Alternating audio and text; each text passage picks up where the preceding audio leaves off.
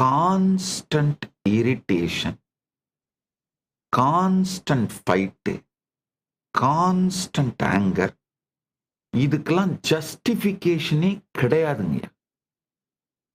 நியாயப்படுத்துதலே கிடையாது. அப்படி நியாயப்படுத்துவதாக நீங்களே காரணங்கள் கண்டுபிடித்தாலும்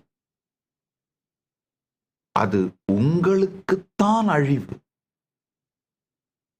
ஒரு கஸ்டமர் ஹோட்டல் ரிசப்ஷனுக்கு கூப்பிடுறாரு.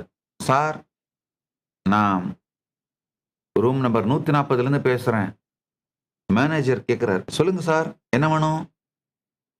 வாடிக்கையாளர், எனக்கும் என் ஒய்ஃபுக்கும் திடீர் வாக்குவாதம், சண்டை முத்தி போச்சு.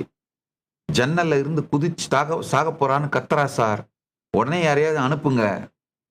மேனேஜர் சொல்றாரு, சார் அது உங்க பர்சனல் ப்ராப்ளம், நாங்க அதெல்லாம் தலையிட முடியாது. கஸ்டமர், வாடிக்கையாளர், டேய் ஜன்னலை திறக்க முடியலடா, அது மெயின்டெனன்ஸ் ப்ராப்ளம், நான் திறந்து விட்டு போங்கடா.